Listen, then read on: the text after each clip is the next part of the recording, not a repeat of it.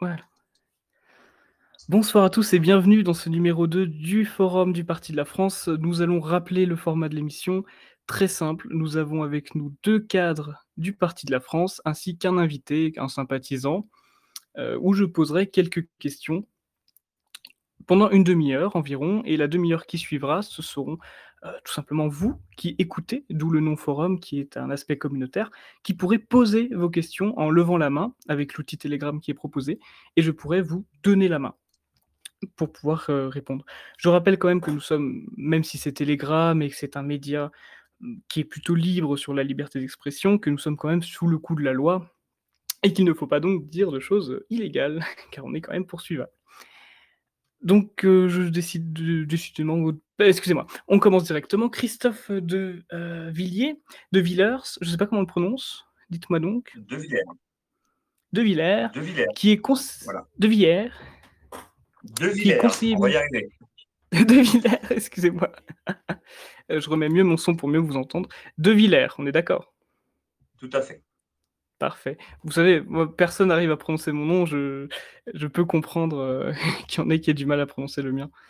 Christophe de Villers, conseiller municipal de Ronchamp, c'est Oui. bien cela, dans le 70, et aussi, délégué national de Franche-Comté. Pas de guerre d'église, moi je suis de Bourgogne, mais on arrive à cohabiter, ne vous inquiétez pas, et membre du bureau politique du Parti de la France.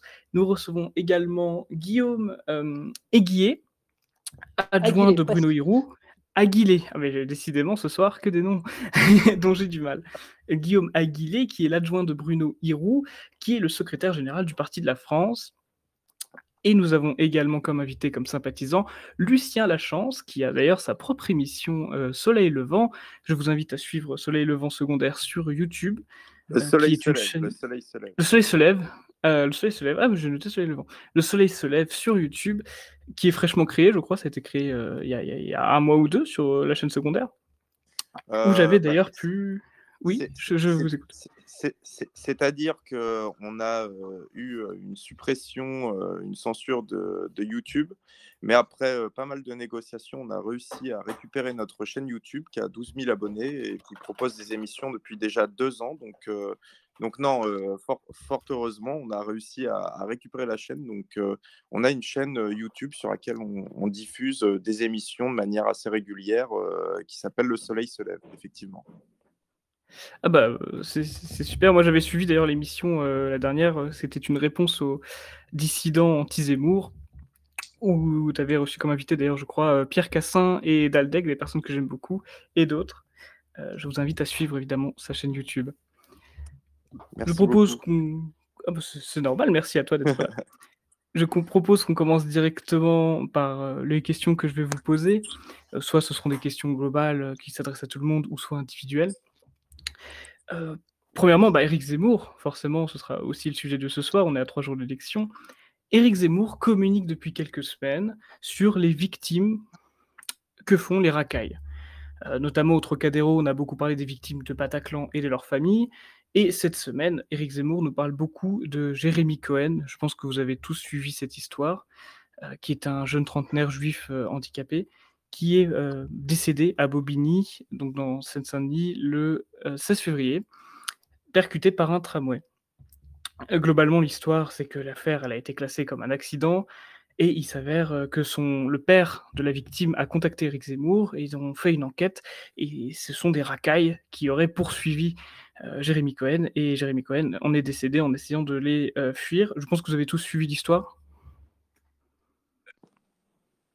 Oui, exactement, on a bien Je suivi pense. l'histoire, on n'entend parler que de ça, en ce moment. Notamment, d'ailleurs, Éric Zemmour a rencontré le père de Jérémy Cohen. Moi, j'aimerais vous poser la question est très simple, et sans partir dans le complotisme, je trouve ça aberrant que la justice ait classé comme accident en même pas 2 mois. L'enquête, elle a été visiblement très maigre. Est-ce que vous pensez aujourd'hui que la justice, elle est neutre et équitable envers chaque citoyen français? Que pensez-vous de la justice aujourd'hui concernant ce genre de victimes de la racaille? Je pose la question à tout le monde globalement. Alors, je vais peut-être prendre la parole si vous me le permettez. Moi, déjà, ce que je voudrais dire dans un premier temps, c'est que je me réjouis totalement la volonté de Zemmour depuis l'espace d'une semaine de mettre en avant les victimes, les familles des victimes de l'immigration, parce qu'on sait qu'il y en a des dizaines de milliers en France et celles-ci n'ont jamais la parole. Elles n'ont jamais la parole et en plus, elles ne sont pas défendues par cette pseudo-justice qui passe son temps à défendre davantage les criminels, les délinquants, plutôt que les victimes. Et donc Zemmour a enfin compris qu'il fallait donner la parole à ces victimes, les mettre en avant, quitte à se faire accuser de récupération politique, parce qu'en réalité, aujourd'hui, pour conquérir les foules, notamment dans une perspective d'élection présidentielle, on ne peut pas simplement utiliser des arguments rationnels, parler du grand remplacement, parler du basculement démographique, parler de l'invasion migratoire. Il faut aussi, malheureusement, c'est les règles de la démocratie aujourd'hui, essayer de convaincre les foules par les émotions.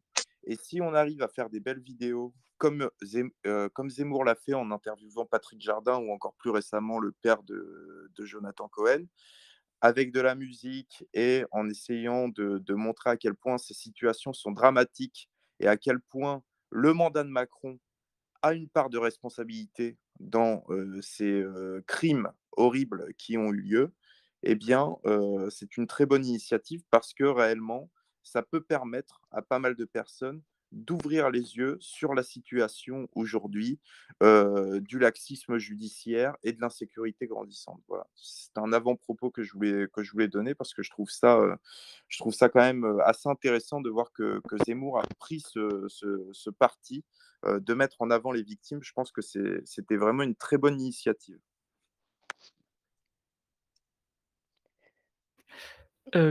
Guillaume Aguilé, est-ce que vous avez quelque chose à rajouter par rapport à Ouais, ce donc propos? tout était bien clair de ce qu'a dit Lucien. Moi, je vais juste rajouter, je vais vous donner un exemple que j'ai vécu. Donc, c'est pas une agression que j'ai vécue, hein, mais je suis allé au tribunal une, une fois. La gendarmerie a attrapé deux délinquants qui avaient forcé 47 voitures et ils en ont volé 7, dont 3 qu'ils ont brûlés. Un avait 19 ans, l'autre un peu plus de la vingtaine. Et, et du coup, en fait, excusez-moi. Pas de souci. Donc deux jeunes, donc condamnés, un, il est passé au tribunal plus d'une vingtaine de fois, l'autre 13 fois. Ils sont sortis du tribunal. La condamnation qu'ils ont eue, c'est aller faire un stage de carrosserie pour se réinsérer. Donc, vous imaginez le niveau de la justice avec la délinquance. C'est un soutien total. Enfin, là, c'est pas une agression physique, mais on est sûr. Imaginez, vous travaillez, vous allez vous payez votre crédit de voiture, vous allez au boulot avec votre voiture. Le matin, vous arrivez, on vous l'a piqué ou on vous l'a cramé. Et une fois qu'on a attrapé les jeunes, ces jeunes-là, enfin, quand on parle de jeunes, de la grosse racaille, cette jeunesse-là, la justice la libère et leur donne la chance de recommencer plus intelligemment parce qu'après le stage de carrosserie, ils vont peut-être pas se faire attraper, ils vont peut-être savoir comment ça fonctionne pour ouvrir une voiture. Voilà ce que je pense de enfin, c'est un bon résumé de ce que je peux penser de la justice. C'est des ordures. Je pense qu'il est urgent de taper du pied, de virer tous les juges gauchistes, les magistrats, tous ceux qui condamnent, qui ne condamnent pas ces racailles. En fait, aujourd'hui, c'est la double peine. On se fait soit agresser, soit on se fait voler, soit on se fait dépouiller. Et on est une deuxième fois victime. Et là, les bourreux, c'est la justice qui ne condamne pas du tout. Et là, c'est vraiment un véritable scandale. Voilà pour Bah, ce que je pense de la justice. merci de ce témoignage. Christophe, vous êtes élu de la République. Est-ce que vous aurez aussi votre vision à apporter de la justice en France? Au-delà de la justice, puisque moi j'en suis également un peu victime, pour parler de cette affaire, si vous voulez aborder ce sujet, je pourrais le faire dans le cadre d'un événement récent qui m'a touché. Concernant le meurtre de Jérémy Cohen, enfin le meurtre, la mort de Jérémy Cohen provoquée suite à une agression de racailles, hein, ils étaient 15-20 contre ce pauvre trentenaire. Il est mort donc percuté par un tramway après avoir été passé à tabac, comme on l'a vu dans la vidéo, hein, malheureusement, qui a circulé et qui a permis de rétablir un peu la vérité, la réalité des choses. Cette affaire, malheureusement, retranscrit, enfin, c'est un peu le miroir de ce que vivent un grand nombre de Français en France qui sont régulièrement attaqués ou agressés par des racailles dans diverses situations. Et donc là, ça prend un peu une tournure un peu particulière parce que la victime est d'origine juive et qu'aujourd'hui, on se pose la question de savoir s'il y avait un acte antisémite sous-jacent à cette agression. Comment dirais-je, relevant notamment que tout ce qui est fait d'antisémitisme, enfin beaucoup de faits relevant de l'antisémitisme proviennent notamment de gens issus de l'immigration. Il n'en demeure pas moins que cet épisode, comme je le disais en avant-propos, n'est que le reflet de ce que nous vivons. Donc aujourd'hui, la presse s'en empare. Pourquoi? Parce que Éric Zemmour a relevé l'affaire et est allé à contrevent de ce que présentait initialement la presse, c'est-à-dire un pauvre malheureux accidenté de la route. Il n'en était rien, donc ça prend une tournure particulière parce qu'effectivement, Éric Zemmour étant candidat à l'élection présidentielle et dénonçant le comportement des racailles et ayant d'ailleurs repris, je crois, un slogan du Parti de la France, hein, puisque Éric Zemmour avait dit il faut éradiquer les racailles, comme le Parti de la France, par le biais de Thomas Joly, l'avait suggéré aussi sans ménagement suite à différents sujets d'actualité qui se rapprochent à celui-ci. On peut se poser la question effectivement de savoir, au-delà du rôle de la justice, parce que la justice, elle n'est pas encore saisie à l'heure où on parle, il s'agit déjà dans un premier temps, pour moi, d'un problème de presse, c'est-à-dire l'information qui est donnée, tronquée sur des faits mettant en cause, encore une fois, une énième fois, une millième fois, une millionième fois, des gens issus d'immigration. Concernant la justice, pour vous citer un exemple rapide, pour pas trop monopoliser la parole, j'ai moi-même été victime de procédés particulièrement particuliers, on va dire, puisque suite à un commentaire que j'avais fait sur les réseaux sociaux, je vais pas prononcer le mot que j'avais écrit parce que vous avez appelé à la prudence et que je ne voudrais pas qu'on vienne qu'on me renvoie à nouveau la brigade de recherche, mais pour avoir dénoncé par un mot commun que chacun emploie ces gens issus de l'immigration qui ne sont que des nuisances, des nuisibles sur le territoire français, on m'a envoyé la brigade de recherche. On m'a envoyé la brigade de recherche et on m'a saisi 2 fois. On m'a perquisitionné à 2 reprises mon compte Facebook. J'ai été convoqué à 2 audiences correctionnelles pour un dossier qui, au final, a fait flop à l'instant où on vous parle. Donc, on s'aperçoit bien qu'en fonction des victimes et en fonction des personnes qui sont mises en cause, la justice n'agit bien évidemment pas de la même façon. Et s'agissant de mon cas, puisque j'étais directement mis en cause par le procureur, il va de soi que le procureur étant le représentant politique du parquet dans les départements, il ne fait qu'appliquer la politique voulue par le gouvernement en place. Donc, bien évidemment, les victimes ne sont pas traitées sur un même pied d'égalité. Je pense que chacun l'aura compris. Et ça pose effectivement un véritable problème en France. Alexandre, est-ce que je peux me permettre de compléter un petit peu le propos de Christophe sur l'affaire Jérémy Cohen? Avec grand plaisir. C'était sur les médias ou pas? Parce que j'avais une question par rapport aux médias aussi. Je sais pas si c'est par rapport aux médias que Alors, tu allais oui, bah, ça peut permettre de faire la transition. Moi, Tu me feras la transition. ce que je voulais dire sur l'affaire Jérémy Cohen, pour compléter le propos de Christophe, c'est simplement que cette affaire-là devrait faire fermer leur gueule aux antisémites obsessionnels de notre camp, du camp national, qui ne veulent aujourd'hui toujours pas voter pour Éric Zemmour, alors qu'Éric Zemmour est le candidat le plus identitaire qu'on ait eu depuis des années et des années, tout simplement sous prétexte que celui-ci serait juif et que les juifs seraient à l'origine de l'immigration ou quoi que ce soit. Aujourd'hui, ce qu'on voit bien, c'est que l'affaire Jeremy Cohen n'avait fait l'objet d'aucune médiatisation en 2 mois, alors que celui-ci est probablement mort par antisémitisme et aussi probablement par racisme anti-blanc, parce que ce type de personne est aussi assimilé comme un blanc de la part de ces racailles qui l'ont agressé. Donc en réalité, ce qu'on voit bien, c'est que aujourd'hui, l'antisémitisme n'est plus vraiment la priorité ni des médias. La lutte contre l'antisémitisme n'est ni la priorité non plus de la justice. Et heureusement qu'Éric Zemmour était là pour éclairer cette affaire. Aujourd'hui, ce qu'on voit, selon un sondage Europe-Israël, 80% des juifs français seraient prêts à voter Éric Zemmour dès le premier tour. Alors, je ne sais pas si ces statistiques sont toujours exactes parce que le sondage date déjà d'il y a quelques semaines, mais en réalité, ce qu'on peut voir, c'est que aujourd'hui, les personnes contre qui on doit lutter en priorité, ce sont évidemment les racailles de banlieue qui pourrissent la vie de tous les Français. Et c'est la ligne d'Éric Zemmour, c'est la ligne que le camp national doit adopter, c'est la ligne que je me réjouis d'avoir adoptée, c'est la ligne que le Parti de la France a également adoptée en décidant de soutenir Éric Zemmour tout au long de la campagne.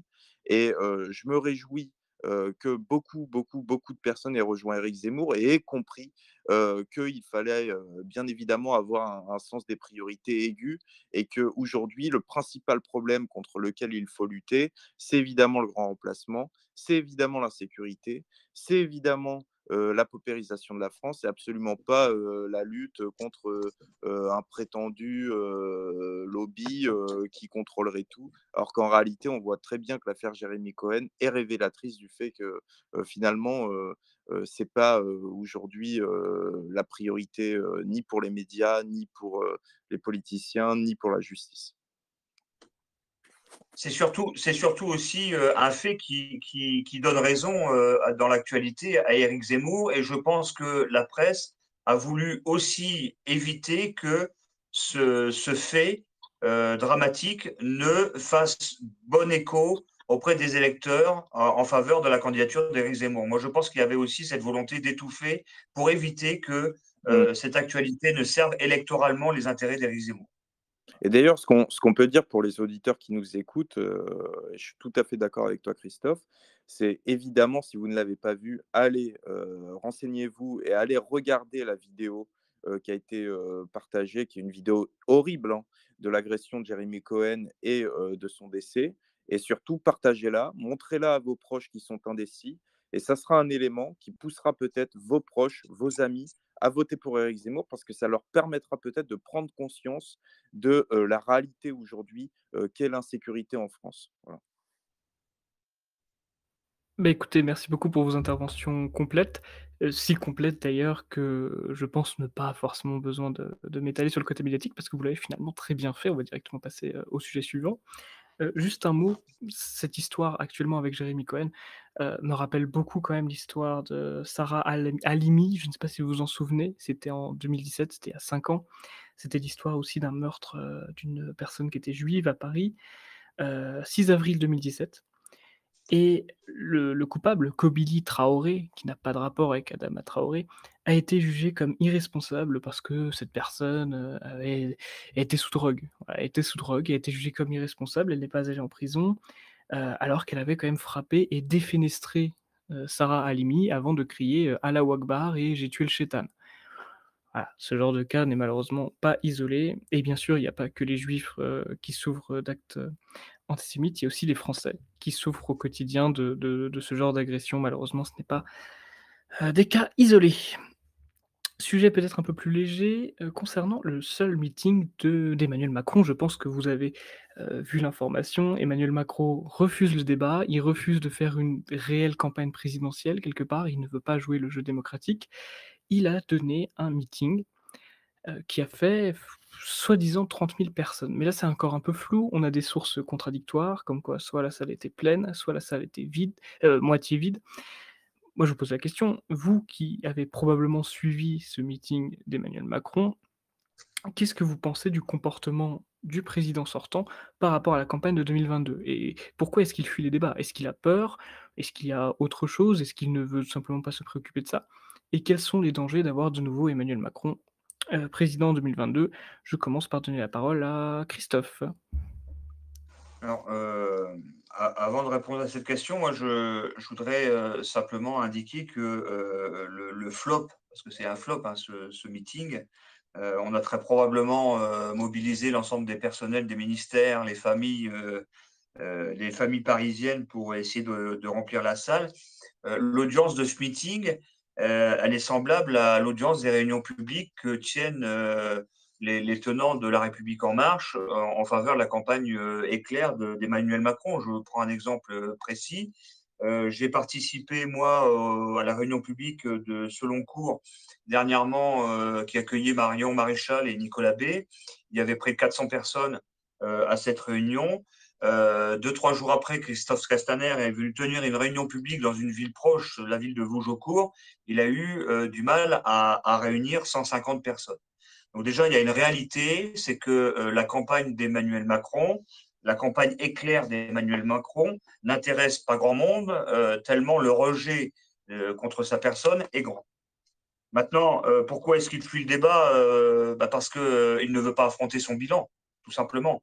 Un bilan très contesté tout au long du mandat. Alors, on a beau sortir l'excuse de la pandémie du Covid et je ne sais quel autre billevesée, il n'en demeure pas moins que c'est un mandat qui a fait mal aux Français et ce qui explique le rejet qui est celui d'Emmanuel Macron aujourd'hui dans l'opinion publique. Merci, pour ce commentaire. Et Lucien ou Guillaume, est-ce que vous avez quelque chose à ajouter? Qu'est-ce que vous pensez du comportement d'Emmanuel Macron, par rapport à cette présidentielle? Bah, moi, je pense honnêtement qu'en fait, Macron se prend un peu pour l'homme Dieu. En fait, j'ai regardé aussi un petit peu les interviews des micro-trottoirs qui s'est passé à l'extérieur du lieu du meeting. Et aux questions, qu'est-ce qui vous plaît chez Emmanuel Macron, quelle partie du programme vous aimez? Les gens sont incapables de répondre une partie du programme. Ça se résume à, il est beau, il est gentil, il aime l'Europe, je me retrouve en lui, enfin, il y a personne qui va parler du programme d'Emmanuel Macron. Clairement parce que personne ne sait ce qu'il pense. Donc en fait, on tourne en rond, s'il est malheureusement réélu, ce que je pense pas quand même, parce que même je ne crois pas du tout aux sondages qui sont actuellement. On va repartir pour 5 ans identiques. Il ira faire un petit coucou à Philippe de Villiers, puis après il ira voir l'extrême gauche, et puis en fait il va faire tourner tout le monde en bourrique pour faire passer des lois sûrement sur la retraite, des lois, recommencer le cirque liberticide qu'on a subi, nous renfermer. Enfin, on va priver de droits tous les Français. Donc Macron, je pense, c'est un homme Dieu en fait. Il se pense au-dessus de tout le monde, joue avec tout le monde et se pense intouchable. Alors pourquoi aller débattre? Enfin, je pense qu'il a pour lui n'a aucun intérêt d'aller débattre et je pense que même s'il y avait un débat, ça serait un fiasco parce que on aurait peut-être une Marine Le Pen comme la présidentielle précédente, complètement hystérique, un Philippe Poutou limite qui l'aurait agressé. Enfin voilà, ça pourrait être ridicule. Non, c'est très bien qu'ils débattent pas. Et je pense que ça le ridiculise pour les gens qui savent encore penser. Après, voilà, j'espère que, on va dire que la populace n'ira pas mettre un bulletin pour lui et que ces quelques fanatiques soient encore le minimum qu'on ait vu dans le lieu de la réception, quoi. Voilà pour moi. Je me permets d'improviser cette question, suite à ton commentaire, Guillaume. Est-ce que tu penses que justement ce nouveau moyen de communication que sont les réseaux sociaux, Zemmour compare souvent, l'avènement d'internet à l'avènement de l'impression.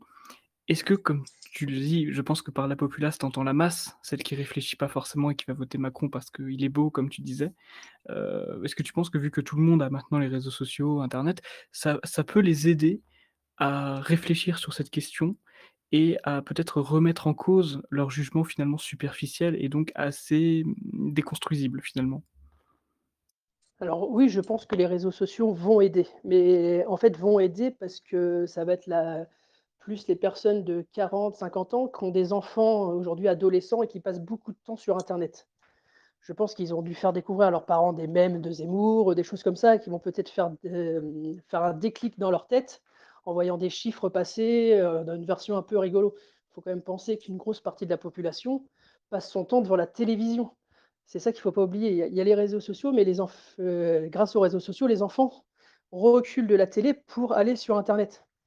Et ça, c'est la différence avec les gens de 40, 50 ans qui sont devant la télé et la jeunesse qui va arriver qui, je ne sais même pas s'ils regardent encore la télé et je pense qu'ils regardent soit Netflix sur leur téléphone ou soit ils sont sur les réseaux sociaux et là, à ce moment-là, on peut les toucher. OK, Voilà donc merci si la d'avoir réponse répondu à ma question, improvisée. Je sais pas si quelqu'un a quelque chose à rajouter sur Macron, parce que là, on va complètement changer de sujet puisque Oui, vous alors parlez je peux, ah je bah, peux vas-y peut-être, Lucien.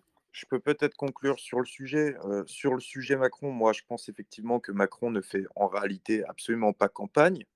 Il considère qu'il est le président sortant, qu'il est en bonne voie d'être réélu. Bien évidemment, la crise russo-ukrainienne pour lui est une véritable aubaine parce que, évidemment, à chaque fois qu'il y a une période de conflit, de crise, de guerre au sein du continent, eh bien, évidemment, ça bénéficie au président sortant parce que c'est un signal qui est envoyé au peuple pour essayer de faire en sorte que la situation reste la plus stable possible et laisser au pouvoir la personne qui l'était déjà auparavant pour qu'il y ait un maximum de stabilité, de continuité politique au sein des pays du continent. Après, bon, et bien évidemment que Macron n'a pas d'intérêt à aller débattre au premier tour, déjà parce qu'il n'est pas excellent en débat, même si face à Marine Le Pen en 2017, évidemment, il s'était bien débrouillé, mais bon, tout le monde se serait bien débrouillé face à la prestation calamiteuse et catastrophique de Marine Le Pen de 2017. En revanche, moi, je rappelle tout simplement qu'aucun président sortant de l'histoire de la Ve République n'a débattu au premier tour face aux autres candidats. Ni François Hollande, d'ailleurs, excusez-moi, François Hollande ne s'est pas représenté, mais ni Jacques Chirac au premier tour, ni les autres présidents auparavant, ni Mitterrand, etc. etc.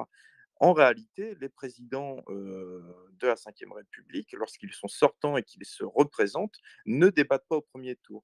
Donc c'est évidemment dans l'intérêt de Macron de s'inscrire dans cette continuité et de ne pas débattre. Je ne vois pas pourquoi il se mettrait en difficulté.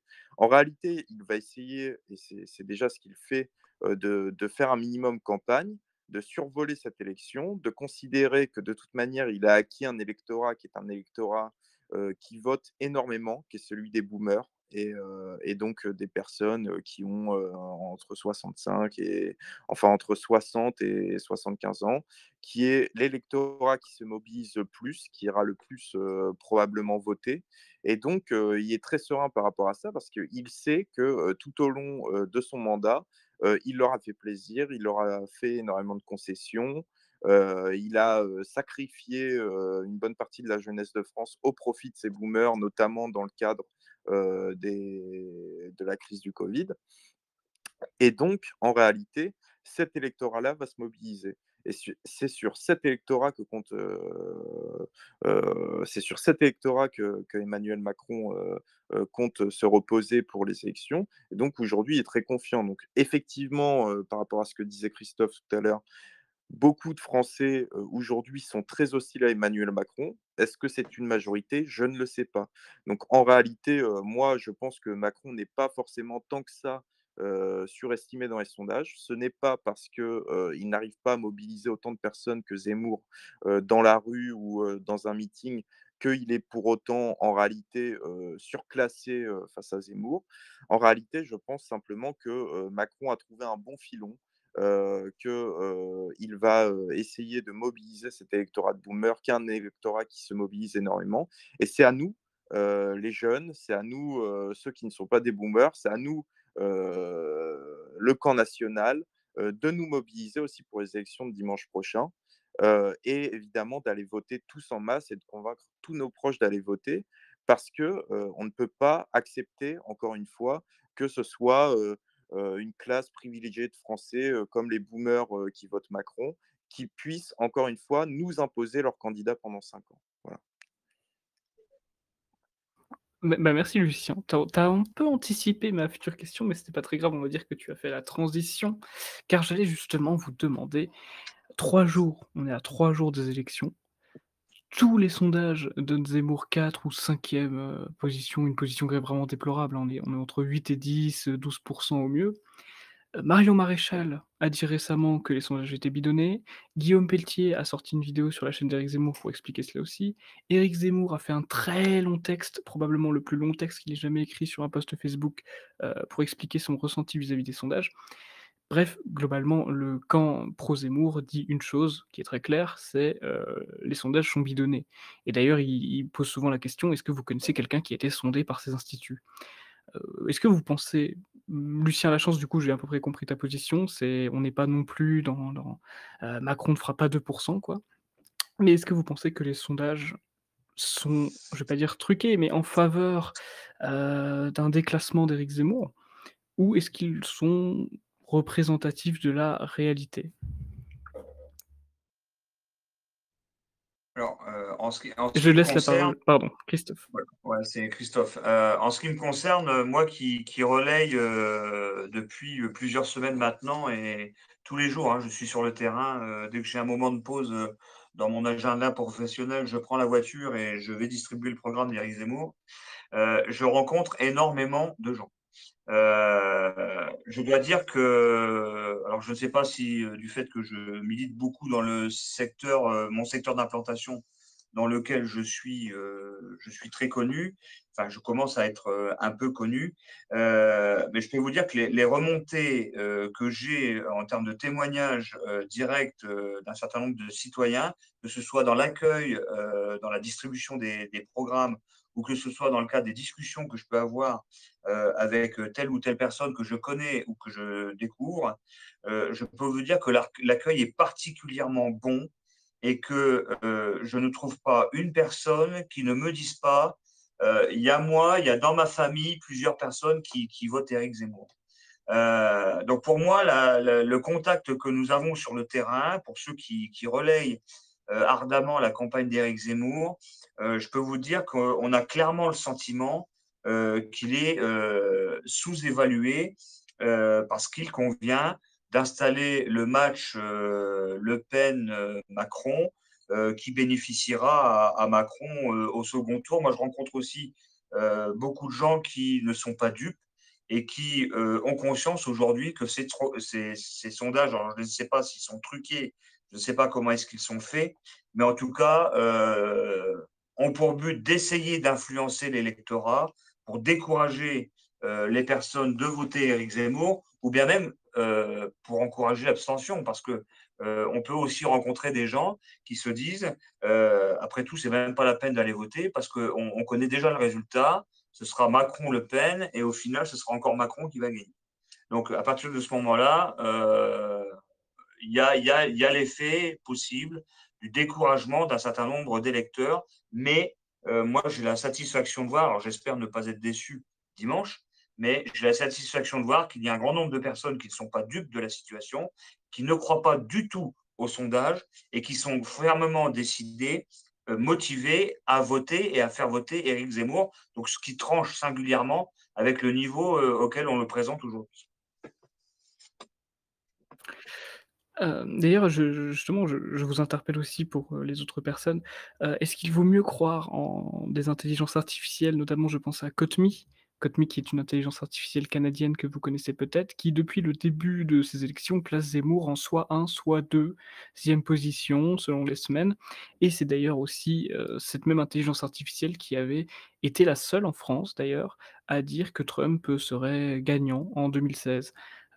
Vaut-il Finalement, on fait plus confiance, excusez-moi, aux sondages ou aux intelligences artificielles? Vous, à titre personnel, vous croyez plutôt qui? Alors moi, je fais confiance à la réalité, moi. Moi, quand je vois les audiences, alors ce sont les arguments hein, qui sont repris par Marion Maréchal, par Guillaume Pelletier, par le staff d'Éric Zemmour et par lui-même d'ailleurs. Il suffit de regarder les audiences qu'il fait, que ce soit à la télé, à la radio, les meetings qui sont pleins. Là encore ce soir, il y a un meeting là, au Palais des Sports qui réunit entre 4500 et 5000 jeunes. Donc en 3 jours, ils ont réussi à remplir la salle. Clairement, la candidature Éric Zemmour suscite l'intérêt d'un nombre important de Français, et c'est le seul qui suscite autant l'intérêt auprès des Français.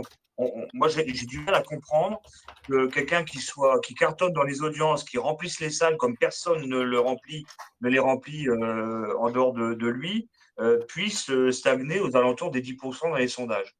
Je veux dire, il y a quelque chose qui n'est pas conforme à la réalité que l'on constate, et là, avec des données qui sont vérifiables et qui sont brutes et dont on ne peut pas remettre en cause la véracité. En réalité, si je peux me permettre de continuer, on est face à une réelle manipulation médiatique. L'objectif, c'est d'essayer de nous vendre encore une fois le duel Macron contre Marine Le Pen. Et en réalité, les médias, et c'est ce qu'on voit depuis le début de cette élection, ont contribué à la dédiabolisation et finalement à, à la réussite de la dédiabolisation de Marine Le Pen.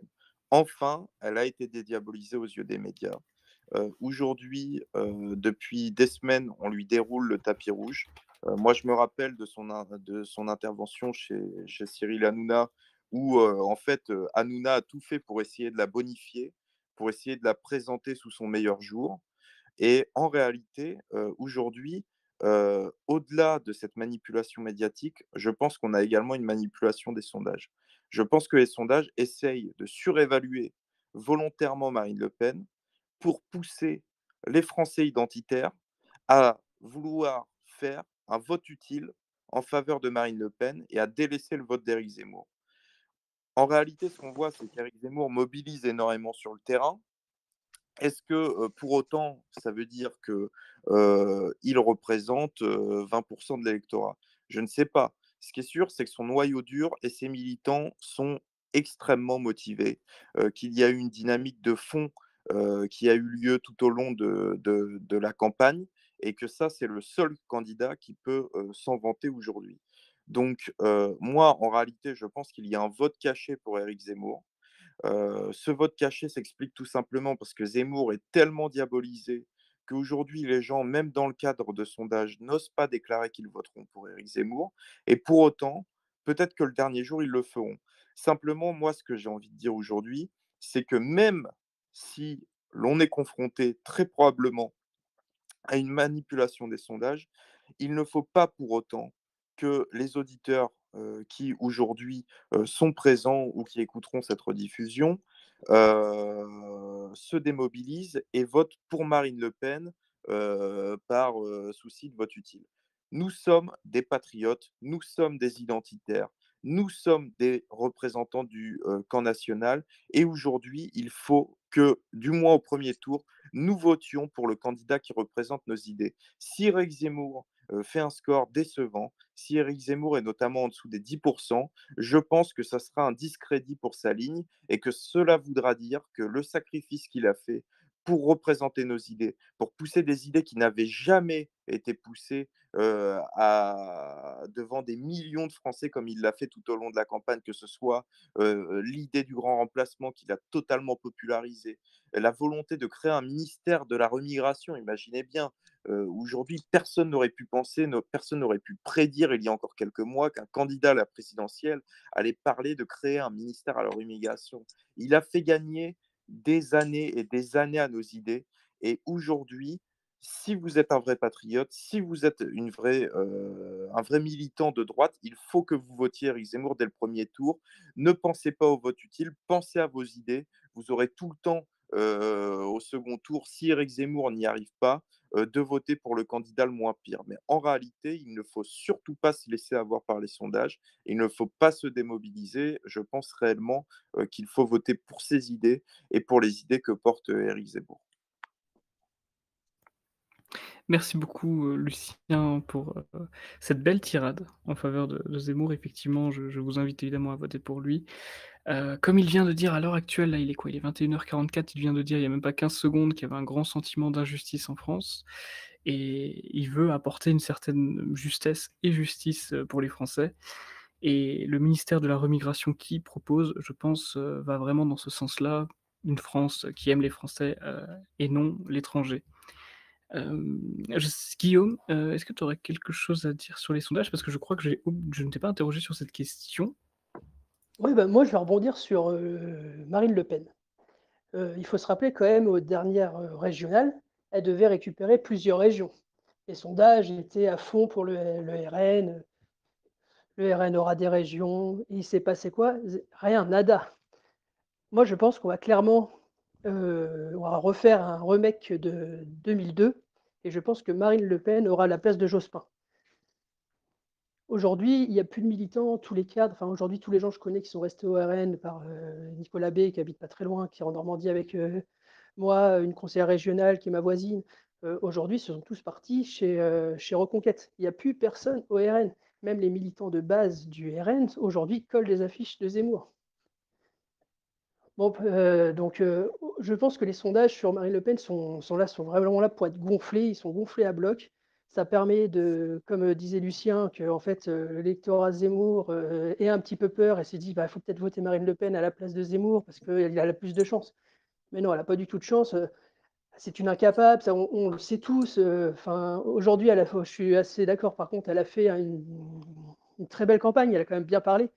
Mais elle a toujours ses gros défauts. Il faut pas parler de réimmigration, il ne faut pas parler de grand remplacement.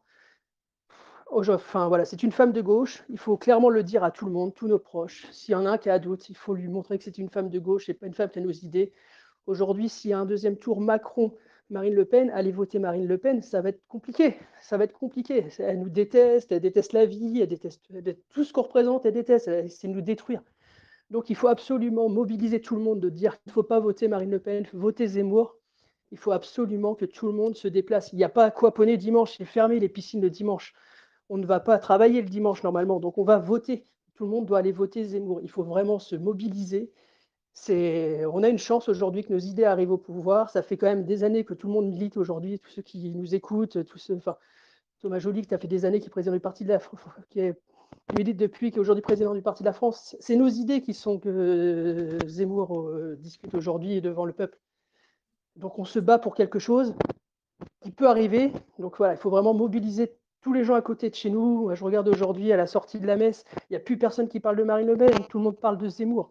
Donc voilà, tout le monde se mobilise à fond, tout le monde part, tous ceux qui nous écoutent aujourd'hui, demain, ou même samedi soir, voire dimanche matin, allez, tout le monde aux urnes, on va tous voter Zemmour, on voit ce que ça donne, et avec un peu de chance, on aura la banane à 21h.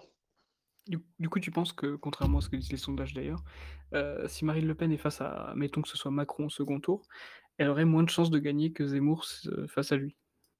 Ah mais est-ce que l'électorat de droite ira voter Marine Le Pen, qui est une grosse ordure? Non, je ne pense pas que l'électorat de droite aille de voter Marine Le Pen. Au pire, ils iront voter Macron par confort financier, parce que bon, Macron a quand même protégé certaines personnes qui avaient de l'argent. Donc aujourd'hui, ils peuvent avoir un déclic avec un Zemmour qui est de droite et se dire, bon, j'ai de l'argent, mais je peux voter Zemmour. Le problème, c'est qu'elle ne va pas récupérer la totalité de l'électorat Zemmour. Donc pour moi, Marine Le Pen, au deuxième tour, c'est un échec. Donc c'est pour ça qu'il ne faut pas du tout qu'elle y aille. Et pour Zemmour, bah, ça sera la surprise. S'il est au deuxième tour, bah, on ne sait pas ce qu'il va faire. Donc, puis là, par contre, l'électorat RN va voter Zemmour. Donc voilà. Rendez-vous à 20h, Il n'y aura 21h, pas, il y aura dimanche pas soir. que l'électorat, il y aura pas que l'électorat RN, il y aura aussi une grande partie de l'électorat LR qui sera tenté par ce vote Zemmour si Zemmour est au second tour. Alors que Marine Le Ouais, Pen n'aura quasiment aucune réserve de voix chez les électeurs de la droite dite traditionnelle. C'est clair, c'est clair. Et moi, je constate, pour finir sur ce point par rapport à l'expérience qui est la mienne sur le terrain, je peux vous dire que la candidature Zemmour suscite l'intérêt et l'attente des électeurs. J'ai le témoignage d'une amie là, qui distribue sur un canton voisin où elle s'est fait courser dans la rue, non pas pour être agressée, mais parce que la dame avait peur que. Elle avait bien compris que la jeune fille distribuée pour Éric Zemmour, la dame avait peur que sa boîte aux lettres ait été oubliée. Alors, c'est anecdotique, ça se résume à une personne, effectivement, mais ce genre de cas de figure-là, on le rencontre un peu partout. La candidature d'Éric Zemmour suscite l'intérêt, l'attente. Donc, moi, je ne conçois pas que cet intérêt et cette attente ne se concrétisent pas par des votes dans les urnes dès dimanche. Après, je Et rebondis d'ailleurs, sur ce que tu viens de oui, dire, l'électorat Pécresse des LR. Honnêtement, si Pécresse fait plus de 2%, je comprends pas, quoi. Une femme aussi ringarde, là, pour le coup, elle bat même Marine Le Pen, quoi. Donc, je pense pas qu'il y ait vraiment la sortie des urnes dimanche, 10% chez LR. Déjà, si elle passe les 5, pour moi, ça serait un miracle. Puis, comment justifier, même un droitard LR fidèle, d'aller voter avec un déchet pareil? Enfin, là, je pourrais pas comprendre, là. et d'ailleurs, ça je l'avais déjà encouragé, plutôt la semaine dernière parce que maintenant c'est trop tard pour s'inscrire, mais évidemment, le mieux c'est d'être assesseur pour, bien éviter les fraudes, parce qu'il y aura des fraudes dans les petites communes, faut pas rêver. Et si c'est trop tard pour être assesseur, n'hésitez pas à être là au moment des dépouillements.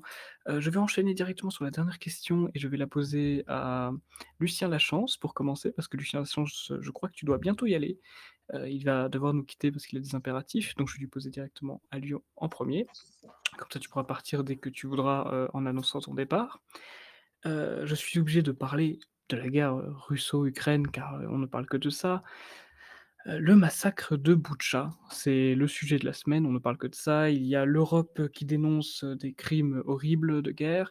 Il y a la Russie qui dit que ce sont des manipulations d'images. On rappelle, il faut toujours avoir un œil un petit peu historien, un petit peu de recul, que depuis la guerre du Vietnam, ce sont surtout des guerres d'images qui sont faites pour les pays qui ne sont pas impliqués dans la guerre.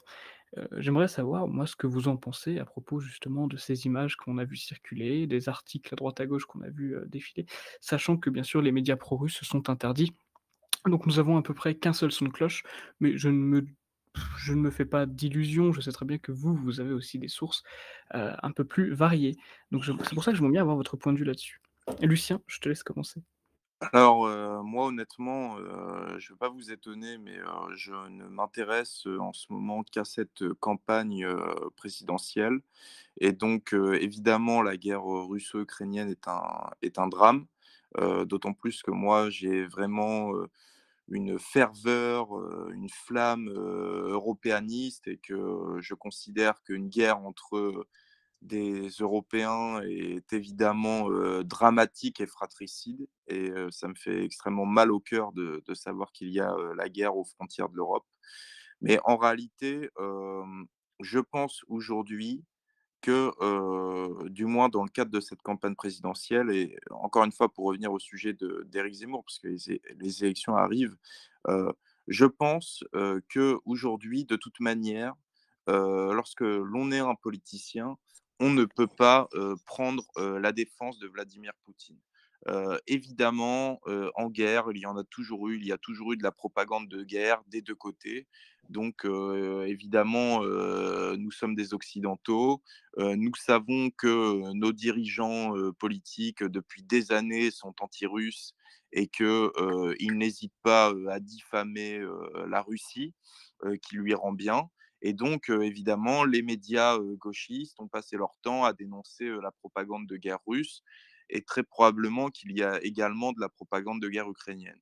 Mais pour le coup, en réalité, moi, ce que je constate, c'est que c'est quand même Vladimir Poutine qui a envahi, un pays souverain, qu'est l'Ukraine, qui a, fait tuer, des, milliers et des milliers de blancs, tout simplement, pour, une affaire territoriale, qui aujourd'hui, se permet, finalement, hein, de favoriser tous les candidats sortants, en Europe et je le disais tout à l'heure, de favoriser également Emmanuel Macron en lançant cette crise alors qu'il y a, des élections présidentielles en France et finalement de faire le meilleur cadeau qu'il pouvait faire à l'OTAN, parce qu'il va réussir à braquer tous les Européens contre la Russie, si tant est que ce n'était pas déjà fait, depuis des années. Et donc en réalité, aujourd'hui, je pense que Poutine est réellement indéfendable. Je pense que Poutine, avait essayé pendant des années, de juguler l'OTAN, et sa tentative de mainmise sur les pays frontaliers avec la Russie. Mais là, en réalité, pour le coup, je pense réellement que Poutine a dépassé les bornes, qu'aujourd'hui, d'un point de vue politique, on ne peut pas le défendre et ça explique aussi et je pense que Zemmour, alors on fera le bilan plus tard, hein, d'Éric Zemmour, mais je pense que Zemmour a réellement fait une erreur pendant cette campagne, c'est, de s'être laissé totalement avoir avec cette crise, de s'être comporté, comme, le journaliste qu'il était à l'époque, en essayant de trouver des nuances et d'avoir un discours nuancé sur les tenants et les aboutissants de cette crise, alors que en réalité, lorsque l'on est un politicien, on ne pouvait faire qu'une seule chose lorsque la crise a commencé, c'était avouer son erreur sur le fait qu'il avait dit que cette crise n'aurait jamais lieu, et ensuite condamner tout de suite Poutine et ne pas essayer de lui trouver des excuses. D'autant plus que, en réalité, le fait de ne pas vouloir, accueillir des réfugiés ukrainiens comme ce qu'il, disait au tout départ, je pense que c'était une erreur, d'autant plus qu'il les mettait sur le même plan, que, des réfugiés, entre guillemets, qui ne sont autres que des migrants clandestins, venus du sud, d'Afghanistan, du Pakistan, d'Algérie et cetera et cetera et évidemment, on ne peut pas mettre sur le même plan des Européens qui font partie de notre civilisation et qui sont nos frères et qui sont d'autant plus des femmes et des enfants qui fuient la guerre et des jeunes hommes venus de civilisations étrangères. Voilà. Donc je pense en réalité que aujourd'hui Poutine est indéfendable, qu'il a dépassé les bornes et on pourra dire tout ce qu'on veut sur la propagande de guerre. Les images qui ont circulé cette semaine sont des images qui montrent encore une fois que Poutine n'est pas défendable aujourd'hui. Donc, moi, je suis vraiment effaré par cette crise.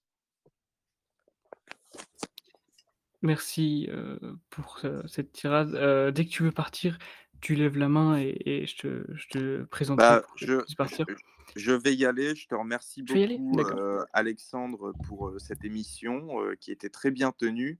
Je remercie les autres invités qui étaient présents et puis je remercie les auditeurs d'avoir été présents et évidemment, je partagerai la rediffusion sur mes réseaux sociaux. Oh, merci beaucoup. Merci Lucien d'être venu, c'est très, très sympathique. Merci pour les partages et n'hésitez pas à aller sur, Le Soleil se lève, secondaire, donc nouvelle chaîne YouTube, puisque la première a eu des petits soucis. Et bonne soirée à toi Lucien et merci beaucoup d'être venu. C'était Bonne très soirée à sympathique. tous. Au revoir. Au revoir. Du coup, Christophe, quelque chose, à ajouter concernant justement cette guerre, qui profite à Macron, potentiellement et qui peut-être, joue en la défaveur d'Éric Zemmour? Déjà, bon, moi, je vais avoir un propos un peu nuancé de celui de Lucien concernant l'accueil des réfugiés de guerre. Moi, je partage totalement l'avis d'Éric Zemmour.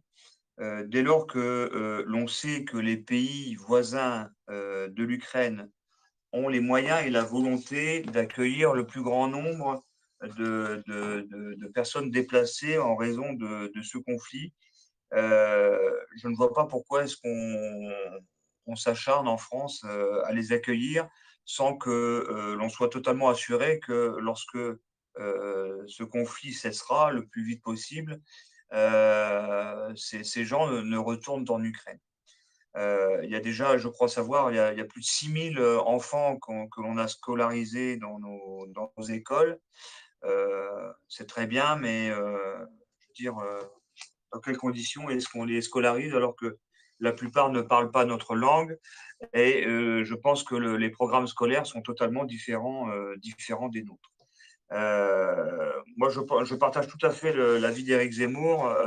Si il faut apporter un soutien à l'Ukraine dans cette situation, il faut aider, assister les pays comme la Pologne qui ont exprimé la volonté de recevoir ces populations qui, comme Éric Zemmour l'a parfaitement rappelé, n'ont qu'une seule volonté, c'est celle de rentrer en Ukraine le plus rapidement possible, retrouver leurs biens et les hommes et les familles qui seront restés au pays dès que le conflit aura cessé. Donc moi, je partage pas tout à fait l'avis de Lucien sur ce plan-là. Et je peux vous citer un exemple, hein. Dans le département de la Haute-Saône, le département vient de voter une aide de 50 000 euros à destination de l'Ukraine, sans compter ce que l'on fait déjà pour les populations que l'on reçoit ici dans différentes communes du département. Moi, dans le cadre de la campagne, je rencontre beaucoup de Français qui, eux aussi, sont en difficulté et qui me disent Monsieur De Villers, tout ça c'est bien gentil, mais qu'est-ce qu'on fait pour nous? Voilà. Donc, à partir du moment, moi je considère qu'à partir du moment où visiblement la France n'est pas capable d'aider correctement les siens, venir en aide, jouer la charité du monde, euh, c'est bien gentil, mais enfin bon, charité bien ordonnée, commence par soi-même. Et l'intérêt de l'État français, c'est de prendre d'abord soin des Français et de s'assurer que l'ensemble des Français aient de quoi vivre et voire même survivre à l'époque où on vit aujourd'hui. S'agissant des images, parce que c'était la question initiale, moi, j'ai aucune opinion sur ces images, puisque, comme Lucien l'a parfaitement dit, ben, il y a de la propagande de guerre dans tous les conflits. Moi, pour éviter d'avoir l'esprit pollué et distrait, quand on est ardemment militant de la campagne d'Éric Zemmour, on coupe la radio et on coupe la télé et on arrête de s'intoxiquer l'esprit avec les images de propagande que l'on a déjà de toute manière par le biais des médias français. Merci beaucoup pour votre intervention, Christophe. Je dois admettre bien plus partager votre position que la position précédente. Guillaume, vous partagez strictement le même point de vue que Christophe ou y a-t-il quelques petites différences? Non, là, pour le coup, là, je partage vraiment le même point de vue. Je pense qu'on n'a pas à les accueillir ou cas particulier. Je pense que l'aide qui a été donnée à l'Ukraine est exceptionnelle. Même l'État qui n'a participé pour peu. Moi, j'habite dans l'Orne, donc il faut imaginer plein de petits villages. Dans chaque petit village, on pouvait collecter dans les mairies de l'aide humanitaire. Dans les sorties de supéraide, dans les supermarchés, on pouvait apporter des colis pour l'Ukraine. Nous avons quand même pas mal de camarades qui sont partis sur le terrain, sur le côté humanitaire, aller aider. Donc je pense que dans tous les milieux, l'aide afflue dans tous les sens. Je prends un exemple de quelqu'un que j'aime pas, mais le maire de Béziers a fait des convois, d'autres mairies ont fait aussi des convois pour aller là-bas. Donc je pense qu'aujourd'hui, vu l'aide qu'on apporte sur le terrain, il n'y a pas à faire revenir des immigrés chez nous, entre guillemets. C'est quand même des frères, c'est des Européens. Mais ils sont à côté de chez eux. En plus, les seuls immigrés hommes qu'on voit, bah, c'est les Africains, pour rester dans des termes légaux. Et voilà, le problème, c'est que c'est des femmes, enfants. Là, je prends un exemple à côté de chez moi, à la Ferté-Massé. Ils ont fait venir 6-7 jeunes ukrainiennes et ils les ont mis avec des Africains. Donc l'image des Normands pour ces jeunes filles, c'est des Africains qui sont censés avoir le même âge et qui font 10 à 20 ans de plus. Et voilà, puis j'imagine que voilà, les accidents vont vite arriver. Donc l'aide, il y avait même eu un article très intéressant où une jeune Ukrainienne avait dit que le niveau des maths était très très facile en France. Donc vu qu'on se réalise, les pauvres Ukrainiennes vont voir le niveau français, ce qui peut être plutôt drôle, mais pour elles, c'est quand même malheureux. Justement, pardon, excuse-moi, tu m'as coupé, j'ai Non, coupé vas-y. pour parler des histoires en maths. Je te laisse conclure du coup, excuse-moi. Oui, donc non, après moi je voudrais revenir quand même sur le sujet des images qu'on parlait. C'est tout à ce qui a été dit exactement, c'est qu'en fait on n'a qu'un son de cloche, on a regardé hier. Ah, excuse-moi, je sais pas si en fait ton micro a des petits problèmes. Je sais résoudre le problème. Tu m'entends là? Allô? Normalement oui, ça grésille de temps en temps. Non, ça grésille toujours, ça grésille toujours. Guillaume a visiblement des problèmes de son. Je sais pas si tu as des écouteurs, mais c'est Ouais, probable c'est que des tu écouteurs. écrases ton micro. Bah, c'est probable que tu écrases ton micro sans faire exprès, c'est le petit truc, le petit embout blanc ou noir Ça marche. selon la Là, c'est couleur bon des là? écouteurs. Ah là, c'est beaucoup mieux. Nickel. Ouais, donc là pour revenir sur les images, donc ce que je disais, c'est qu'en fait voilà, on n'a vraiment qu'un son de cloche. La propagande de l'OTAN, parce que c'est même pas la propagande française, on est sur de la propagande de l'OTAN, avec l'interdiction de RT France, de Sputnik, donc on peut avoir qu'une seule vision. Donc c'est plutôt drôle parce qu'on reproche aux Russes de donner qu'une vision et en fait on est, je pense, pire. Sur les scènes du massacre, entre guillemets, qu'on a vu, parce qu'on ne saura jamais si c'est vrai, parce qu'on a quand même vu quelques vidéos de scènes en Ukraine où on voyait des cadavres se relever, on voyait. Enfin, donc on ne peut pas savoir la vérité en fait. Malheureusement, on ne peut pas dire non mais c'est n'importe quoi, les Russes n'ont pas fait ça. On ne le sait pas. Ceux qui disent ça, enfin, c'est un peu mentir parce que on ne peut pas aller sur un terrain où on n'a pas une vraie vision, on n'a pas de vraies preuves. Donc tout est spéculation. Donc franchement, voilà, faut vraiment faire attention. Je pense que est-ce qu'il y a un brin de vérité? Est-ce que tout est faux? Moi, ce qui m'a attristé là, c'est de voir leur président ukrainien se pavaner là-bas, aller serrer des mains. Bah, je suis désolé, quand il y a un massacre, on fait. Donc voilà, où est la vérité? On ne le sait pas. Ce qui est malheureux, c'est que dans tous les cas, il y a forcément des morts parce que c'est la guerre et une guerre propre, ça n'existe pas. C'est des gens qui s'entretuent. Mais par contre, de là, aller faire le va-t-en-guerre contre la Russie, ça ne sert strictement à rien. C'est pas parce qu'on leur interdit McDonald's, Starbucks, eux, nous, ce qu'ils vont nous interdire, c'est le gaz et le blé. Donc je pense qu'on a plus à perdre que les Russes. Et je pense que toutes les interdictions pour les Russes sont bénéfiques pour eux. Et si ça peut faire un retour de la Sainte Russie grâce à la suppression de tout organe américain là-bas, c'est plutôt bon à prendre pour eux. Enfin voilà pour moi sur la guerre ukrainienne et les Russes. Bah, merci beaucoup pour ton explication, pour ton ressenti. Et effectivement, attention, les Russes ont été sanctionnés, ils ne peuvent pas participer à la FIFA et à la et au championnat du monde de patinage artistique. Voilà les sanctions que l'Europe inflige. Concernant les questions, parce que maintenant nous passons aux questions du public, parce que nous avons terminé les Alors, questions que j'avais pour vous. Elles pourront vous être adressées. Alex, Oui, Christophe? Alexandre, si tu me permets deux remarques en complément de ce que je voulais dire. Il faut quand même rappeler aussi l'arrivée des Attention déplacés Guillaume, de est-ce que tu guerre. peux te mute quand tu parles? Est-ce que tu peux te mettre en muet quand tu parles? Parce qu'il y a le grésillement qui fait qu'on peut pas entendre Christophe. Merci beaucoup. Voilà. Donc, il faut quand même rappeler que parmi ce flux de population déplacée de l'Ukraine vers la France se trouvait au moins un tiers de pseudo-réfugiés qui étaient en fin de compte des immigrés illégaux qui ont trouvé un bon filon pour intégrer l'Europe et plus particulièrement la France généreuse.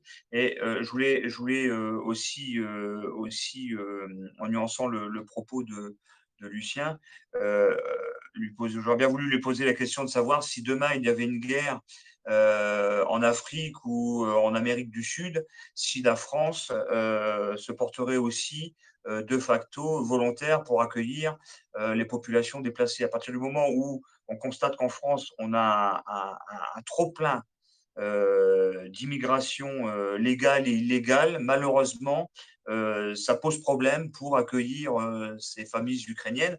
Alors moi, dans l'absolu, je ne suis pas du tout défavorable à la cohésion au sein des pays de l'Europe. À partir du moment où on n'a plus de place chez nous, malheureusement, on ne peut pas se permettre d'en accueillir, ou alors il va falloir sacrément faire de la place pour pouvoir accueillir dignement et temporairement ces familles déplacées d'Ukraine. Oui, effectivement, on avait vu tous ces articles, même, je crois qu'il y avait un député, monsieur Taché qui qui avait fait une photo avec les migrants ukrainiens. Il y en avait aucun qui était, caucasien, si je puis m'exprimer, légalement. Ça prêtait vraiment à rire. Mais maintenant que les questions pour les invités sont terminées, on va passer aux questions du public. Donc le public, vous pouvez poser des questions à nos invités, soit à l'un en particulier, soit à tous, c'est comme vous le souhaitez. Maxime Leroy a commencé, à lever la main depuis quelques minutes déjà. Je t'accorde, la parole, Maxime Leroy qui, je rappelle, est délégué régional du Nord, du Parti de la France.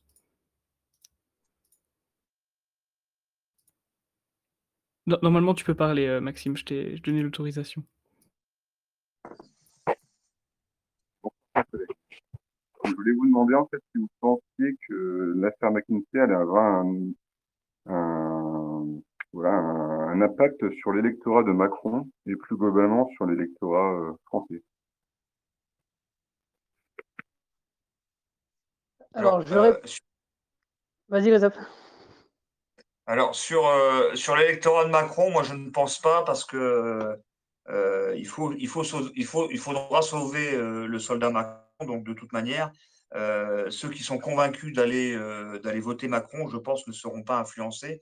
Par contre, ça peut effectivement influencer les électeurs qui n'ont pas encore fait leur choix et qui découvrent là ce qui est assimilable à un véritable scandale d'État, puisque on se rend bien compte que tous ceux qui ont aidé à financer la campagne d'Emmanuel Macron en 2017, hein, il débarquait de nulle part et on se demandait bien comment est-ce qu'il pouvait faire campagne. Puis aujourd'hui, quand on voit son patrimoine, ce pauvre malheureux n'a qu'un compte en banque de 500 000 euros apparemment et il n'a même pas de maison à son nom.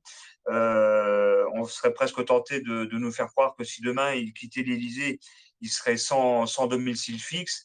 On se rend bien compte aujourd'hui que cette affaire, c'est un peu le renvoi d'ascenseur à l'endroit des financeurs de sa campagne de 2017. Donc tout ça, ça va heurter, je pense de toute manière, ça heurte déjà un grand nombre d'électeurs qui sont indécis et qui, à mon avis, vont réagir dans les urnes. Alors comment cette réaction va se matérialiser?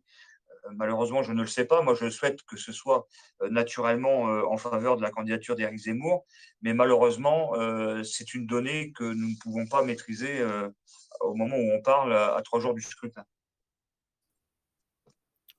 Et effectivement, c'est un scandale qui bizarrement n'est pas aussi médiatisé que l'on voudrait. C'est surtout Zemmour qui en a parlé. Et j'espère que les Français se rendent compte de la gravité quand même de cette affaire McKinsey. Je ne sais pas si Guillaume, tu as quelque chose à dire à propos de cette affaire McKinsey? Alors, sur la base de l'électorat de Macron, comme je disais que j'avais regardé les micro-trottoirs qui s'étaient passés au moment de son meeting, il y en a quelques réponses étaient que c'était étatiste et que c'était pas forcément la faute de Macron et qu'il fallait attendre le jugement. Donc en fait, ça les touche pas du tout. Et pour le reste de la population, qui est les lambda, on va dire, je pense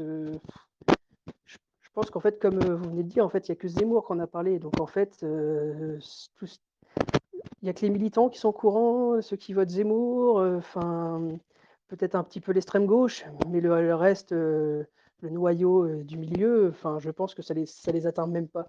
Je pense que le vieux boomer qui avait envie de voter Macron va aller voter Macron. Celui-là qui avait un petit peu de doute, il se dira ouais, j'ai plus intérêt à voter Macron parce que j'ai ma troisième dose, j'attends la quatrième avec impatience. Non, je pense que ça va rien changer. C'est juste que, par contre, il va falloir qu'il soit condamné juste après, et puis on va voir ce que ça donne.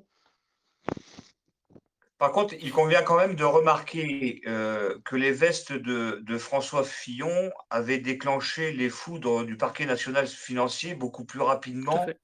que pour cette affaire McKinsey, parce que là, ils viennent de se saisir, le parquet national financier vient de se saisir là dernièrement après l'émission d'un rapport du Sénat qui date de plusieurs semaines. Donc, on peut aussi se poser la question de savoir quel est le rôle de la justice dans cette affaire. C'était une question que l'on posait au début de l'émission. Là encore, on peut se demander si la justice n'a pas intérêt à protéger par sa lenteur, parce que pour certaines affaires, c'est très lent. Pour d'autres affaires, c'est beaucoup plus rapide, voire même expéditif. Et pour sauver ou essayer de sauver le soldat Macron. Donc, sur cette question-là, on s'aperçoit, comme je l'avais dit tout à l'heure, qu'il peut y avoir 2 poids, 2 mesures en fonction de la personne mise en cause et de la personne victime dans une affaire pénale. Et celle-ci est autrement gravissime, puisqu'elle elle touche à l'utilisation des fonds publics et donc de notre argent. Voilà. Merci pour cette intervention. Je vois qu'il n'y a pas de questions du public, donc je vais porter la casquette d'une personne du public. Après, je conclurai. Parce que j'ai une question pour vous. C'est à propos des parrainages. On a vu que certains grands candidats selon les sondages, avaient beaucoup de difficultés à rassembler les 500 parrainages. Et ça a eu d'ailleurs quand même l'effet d'une bombe dans la sphère médiatique et sur les réseaux sociaux. Est-ce que vous pensez que le président, quel qu'il soit, même si c'est Macron, mettons, va revenir sur cette histoire des 500 parrainages? Ou est-ce que ce système sera conservé, sachant qu'aujourd'hui, on voit concrètement que ça ne sert pas du tout, l'intérêt démocratique?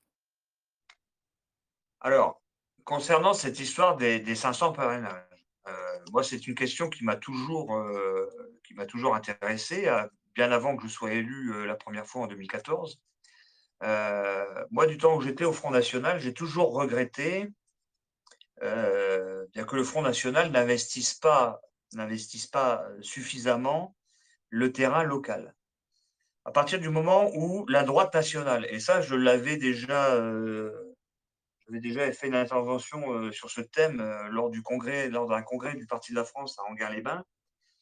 À partir du moment où la droite nationale se désintéresse la plupart du temps à investir le terrain local, on ne peut pas se plaindre de l'autre côté de rencontrer des difficultés pour obtenir ces signatures. Moi, aux personnes qui me disaient rendez-vous compte, monsieur De Villers, le Parti socialiste, la candidate du Parti socialiste est à 2% dans les sondages, mais elle a plus de 1000 parrainages. Oui, peut-être. Il faut quand même pas oublier que le Parti socialiste, il a de nombreux élus locaux, que ce soit dans les petites communes ou que ce soit dans les grandes communes. Il a encore de nombreux élus départementaux dans certains bastions qu'il conserve, même si à l'échelle nationale, le Parti socialiste ne fait plus recette.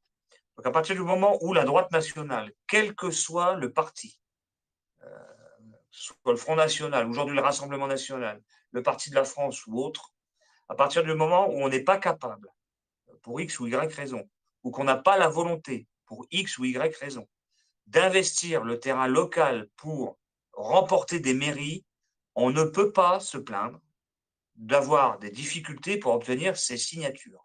Alors, je sais très bien qu'il y a des pressions aussi au niveau des maires des petites communes, parce que c'est surtout auprès de ces maires que les signatures peuvent le plus facilement se recueillir, puisque en termes généraux, à partir d'une commune de 3 500 ou de 5 000 habitants, les maires sont politisés. Ils ont déjà une orientation politique déterminée. Alors, soit ils l'assument ouvertement, ou soit ils la gardent pour eux. Alors, j'ai bien conscience que pour les maires des petites communes, pour les petits élus ruraux, il y a des pressions qui sont faites par justement ces grands élus qui tiennent en général les communautés d'agglomération ou les communautés de communes, dont dépendent justement ces petites communes au titre des subventions. Et que ces gens aient peur de voter pour des candidats qui sont décriés par le système ou qui n'ont pas la publicité médiatique comme, comme pour ceux qui représentent les grands partis politiques. Je l'entends, mais la responsabilité, je l'estime, moi, c'est avant tout la nôtre sur cette question. Alors, est-ce que le pouvoir en place va réformer cette question des 500 signatures? On a vu que ça a fait scandale là, parce que Mme Le Pen, qui d'ailleurs, je tiens à le rappeler, a rencontré beaucoup plus de difficultés qu'Éric Zemmour pour avoir ces signatures, alors qu'elle partait d'un capital acquis entre les élus régionaux, les élus municipaux, enfin les maires, les députés européens, les conseillers départementaux, les députés à l'Assemblée nationale, le sénateur, parce que Stéphane Ravier a quand même signé pour elle avant de lui présenter son solde de tout compte. Elle avait quand même un capital acquis de environ 320 signatures sur 500. Malgré l'avance qui était la sienne, son capital de départ, elle a rencontré les pires difficultés à obtenir les signatures. Ben oui, ben, le Front national, le Rassemblement national n'investit pas le terrain local, ou lorsqu'il a réussi à avoir des élus, je prends l'exemple ici à Belfort ou Montbéliard, pendant 6 ans, ça a été une véritable catastrophe. Les élus qui ont siégé dans les mairies de Belfort et de Montbéliard n'ont pas fait le boulot, et pour Belfort et Montbéliard, ils se sont payés le luxe de se payer des poursuites judiciaires pour avoir trompé des gens pour les mettre sur la liste. Hein. Il y a le couple des Thénardier de Franche-Comté, Robert Senrich, Sophie Montel, qui avait été condamnés pour abus de faiblesse parce qu'ils avaient fait signer une dame gravement malade. Ils avaient obtenu sa signature sur la liste municipale pour pouvoir la boucler. Alors, moi, je veux bien qu'on considère que ce problème des signatures est un problème démocratique. Ça, il y a pas de souci là-dessus. Mais moi, j'estime que nous avons aussi, nous, en tant que parti politique, la responsabilité de nous donner aussi les moyens de ne pas tomber dans ce piège de la censure ou des pressions qui sont faites pour éviter que tel ou tel candidat ne se présente. Merci aussi pour cette expérience empirique que nous apporte là. Effectivement, et j'ai aussi été investi dans des élections locales, et le Front National n'avait pas vraiment fait son job. Et après, c'est étonnant de ne pas avoir de parrainage. Même si on comprend la difficulté que ce qu'on appelle un outsider, c'est-à-dire comme Trump notamment, quelqu'un qui vient hors du système pour se présenter, comme Éric Zemmour qui n'avait pas de base, et finalement a réussi à avoir ces signatures, malgré la pression des maires sur le fait que ce soit plus anonyme. On rappelle que la majorité des maires n'a pas octroyé de parrainage. Je ne sais pas si Et Guillaume, tu as quelque... il y a aussi une autre difficulté. Je prends l'exemple encore du Rassemblement national avec les élus régionaux. Les élus régionaux, normalement, doivent être à l'écoute des maires. Hein, ce sont les premiers relais où ils doivent être un maillon essentiel auprès des maires. Une fois qu'un maire a signé, par exemple, pour le Rassemblement national, une fois la signature acquise enregistrée par le Conseil constitutionnel, ce maire qui, la plupart du temps, a pris des risques, ne voit plus personne. Alors, j'ose espérer que, s'agissant de Reconquête, il y aura un suivi qui sera réalisé auprès de ces maires de façon à les garder pour la prochaine fois, parce que il s'agit aussi de ne pas reproduire les mêmes erreurs qui ont été produites par le Front National en son temps et par le Rassemblement national aujourd'hui, c'est-à-dire d'embobiner des maires pour avoir leur signature, puis une fois qu'ils ont signé, eh ben on les laisse, si je puis dire, dans la merde, et on les laisse seuls rendre des comptes aux élus des communautés de communes ou des communautés d'agglomération desquelles ils dépendent. Voilà. Merci beaucoup encore une fois pour cette petite précision. Guillaume, est-ce que tu as quelque chose à ajouter, ou nous pourrons conclure et parler de la prochaine émission qui arrivera très prochainement? Non, par rapport à ce que vient de dire Christophe, voilà, Christophe est dans le vrai. Il faut des élus pour avoir des signatures. Mais est-ce que ça va être modifié? Bah, ça dépend qui gagne, quoi. C'est sûr que si c'est Zemmour, voire Marine Le Pen, voire même Mélenchon qui a eu du mal à avoir ses signatures, vont modifier, cette loi. Par contre, faut pas je pense qu'il faut pas bouger les 500 signatures pour éviter, que des clowns se présentent.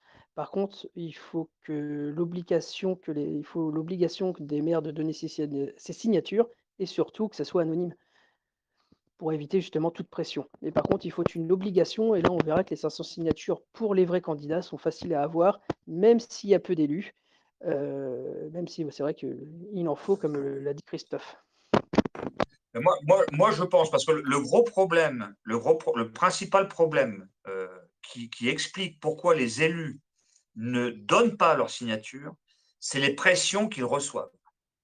Moi, j'ai pensé, et je pense que je le ferai à l'issue de ces élections présidentielles et législatives. En tant qu'élu local, je vais écrire au prochain garde des Sceaux pour soulever cette question. Il va falloir, je pense, pénaliser cette histoire de pression qui sont faits au niveau des élus. On a cessé là, avec ce scandale-là de soi-disant Madame Le Pen, Monsieur Mélenchon n'auraient pas leur signature. C'est un véritable scandale parce ils sont potentiellement qualifiables pour le second tour. Euh, si on encourage les élus, comme l'a fait Monsieur Bayrou et je ne sais plus qui, à donner ces signatures, parce qu'effectivement, la signature ne vaut pas soutien au candidat, mais c'est la reconnaissance qu'effectivement, comme vient de le dire Guillaume, ce n'est pas un candidat fantaisiste qui se présente à l'élection présidentielle. Il va falloir se donner les moyens de mettre fin aux pressions qui s'exercent sur ces élus. Et pour moi, la seule façon de mettre fin à ces pressions, c'est de pénaliser ces actions de façon à permettre aux maires qui subissent des pressions de la part d'autres qui ne partagent pas leurs idées pour rendre des comptes sur le fait que pourquoi on a parrainé un candidat comme Zemmour, par exemple. Je pense que si on pénalisait ce genre de choses, ça dissuaderait ou ça diminuerait considérablement le risque que ces pressions ne surviennent. Écoutez, tous les 2, je vous remercie beaucoup pour votre présence et pour vos interventions. Lucien Lachance a dû nous quitter un peu plus tôt, mais on le remercie évidemment, chaleureusement. Concernant, dimanche prochain, ce seront, comme vous le savez, les élections du premier tour. Il y aura une émission spéciale, c'est-à-dire que nous faisons tous les jeudis soirs de 21h jusqu'à 22h, mais là, cette fois-ci, nous le ferons dimanche 21h, 10 avril. Analyse des résultats, dont je ne peux pas prévoir à l'avance parce que je ne connais pas les résultats, bien sûr. J'espère qu'ils seront positifs et que ce sera Éric Zemmour qui sera au second tour. Je vous communiquerai sur les réseaux sociaux quels seront les invités, qu'est-ce qu'il y aura de prévu, mais je vous donne à tous rendez-vous dimanche. Merci à tous et merci beaucoup Guillaume et Christophe pour être venus et merci à tous, les participants et les invités. Merci à toi pour ton invitation. Bonne soirée. Merci beaucoup à tous.